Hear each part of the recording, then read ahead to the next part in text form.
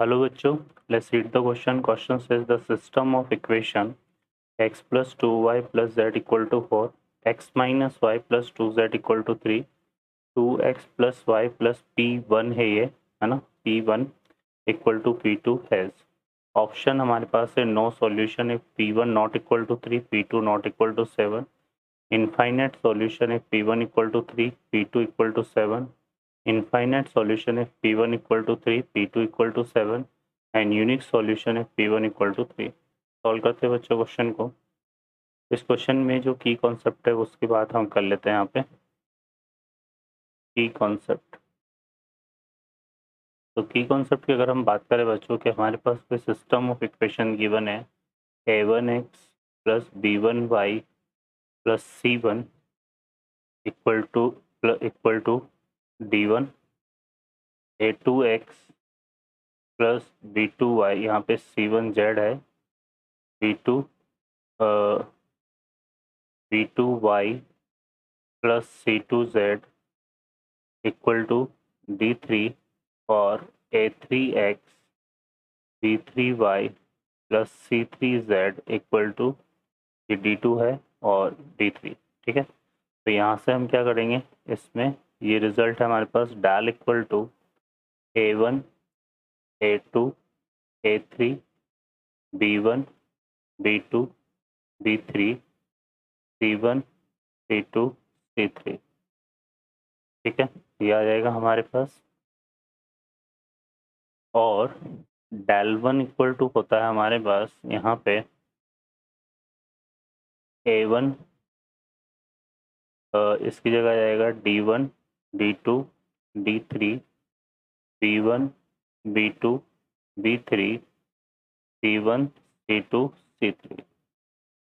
तो यहाँ पे हम लेंगे डेल टू इक्वल टू, हमारे पास हो जाएगा a1 a2 a3 d1 d2 d3 c1 c2 c3.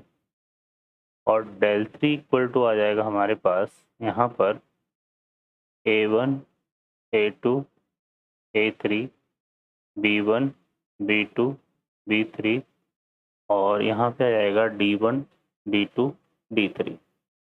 तो ये हमारे पास del one del two del three. तो हम बात करें यहाँ पे सबसे पहले for unique solution. Unique solution, और यूनिक सॉल्यूशन क्या होगा कि जो डेल है वो क्या होगा, नॉट इक्वल टू 0 होगा. ठीक है, तो यहाँ से आ जाएगा. और सेकंड हम बात करें नो सॉल्यूशन. नो सॉल्यूशन की अगर हम बात करें तो क्या होगा बच्चों, डेल इक्वल टू 0 होगा और del one del two del three ये क्या होंगे, will be not equal to 0. और उसके बाद अगर हम बात करें यहाँ पे इनफाइनाइट सॉल्यूशन, इनफाइनाइट सॉल्यूशन, तो उसके लिए क्या होगा, del equal to 0 and del one equal to 0 और डेल टू इक्वल टू 0 और डेल थ्री इक्वल टू 0 और all of del one equal to del two equal to del three equal to 0. और further हम ये हो गया हमारे पास infinite solution के लिए. तो ये चीज़ें हैं. सॉल्व करते क्वेश्चन को. इस क्वेश्चन में जो इक्वेशन हमें गिवन है वो गिवन है यहाँ पर x plus 2y plus z equal to 4, x minus y plus 2z equal to 3 and 2x plus y plus p1 equal to p2. ठीक है, अब हम इसके लिए सबसे पहले यहाँ पर डेल की वैल्यू निकाल लेते हैं, फिर बात करेंगे टाइप ऑफ सॉल्यूशन की. तो ये आएगा 1 1 2 2 माइनस 1 1 1 2 1 1 2 p1. इसको सॉल्व करते हैं यहाँ से. तो ये आएगा हमारे पास 1 इंटू, ये कितना आएगा माइनस का P1 और यह जाएगा माइनस का 2 इंटू, यहाँ से करेंगे तो 1 इंटू P1 और यह आ जाएगा 2 2 जा 4 तो माइनस का 4 एंड प्लस 1 इंटू करेंगे तो 1 इंटू 1 एंड 2 इंटू -1 कितना हो जाएगा -2 तो ये आ जाएगा +2। ठीक है बच्चों, तो ये क्या आ जाएगा बच्चों माइनस P और माइनस का 2P1 तो कितना जाएगा माइनस का 3P1। यहाँ से आएगा -2 और +8 तो ये कितना बचेगा 6 है ना, ये आएगा प्लस का 6 और ये 3 तो ये टोटल कितना हो जाएगा 9 इक्वल टू अगर हम 0 लें तो यहाँ से हमें P1 की वैल्यू क्या मिल जाएगी 3। ठीक है, अब P1 इक्वल टू 3 मतलब डेल इक्वल टू 0 किसके लिए लेते हैं हम, नो सॉल्यूशन के लिए, तो ये आ जाएगा हमारे पास। अब हम इसमें क्या फाइंड आउट कर लेते हैं, एक हम डेल 1 निकाल लेते हैं, है ना। तो डेल 1 के लिए अगर देखें तो डेल 1 हमारे पास क्या बनेगा, डेल 1 हमारे पास बनेगा यहाँ से, अगर हम डेल 1 की बात करें तो डेल 1 हमारे पास क्या आ जाएगा बच्चों, डेल 1 हमारे पास आ जाएगा यहाँ से जो वो फर्स्ट रो है उसकी जगह 4 3 P2 आ जाएगा, तो यहाँ पे आएगा हमारे पास 4 3 P2 और बाद को हम लिखेंगे एज 2 -1 1 1 2 1 2 और P1 की वैल्यू को हम क्या यूज़ कर रहे हैं 3, तो यहाँ से P2 फाइंड आउट करते हैं, सॉल्व करते हैं इसको, तो ये आएगा 4 इंटू -3 -2 माइनस का 2 इंटू 3 3 ज़ा 9 2P2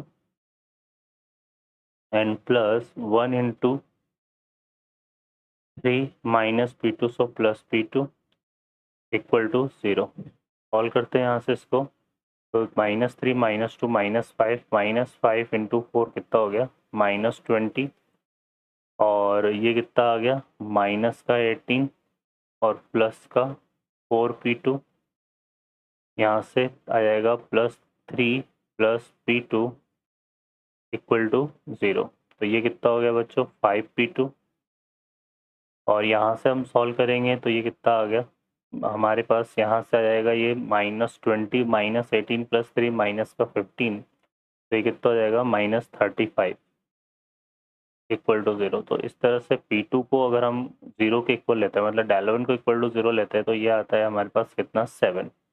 अब हम यहाँ से अपने सॉल्यूशन को करते हैं, तो सबसे पहले हम बात करें यूनिक सॉल्यूशन के लिए, तो यूनिक सॉल्यूशन के लिए हम क्या लेंगे, del will be not equal to 0, तो P1 जो है हमारा कितना था 3, तो P1 क्या होना चाहिए नॉट इक्वल टू 3। ठीक है, तो ऑप्शन में यूनिक सॉल्यूशन के लिए P1 इक्वल टू 3 बोल रहा है, तो ये ऑप्शन तो हमारा रॉन्ग हो जाएगा।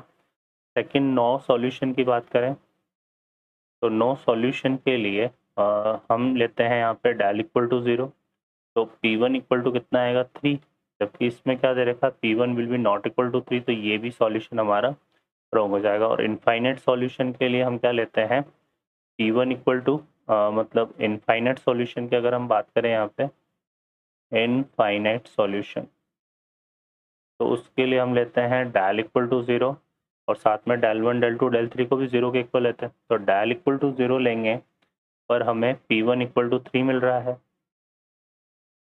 और डेल 1 इक्वल टू अगर हम 0 लेते हैं तो हमें P2 इक्वल टू कितना मिल रहा है, इससे 7 मिल रहा है।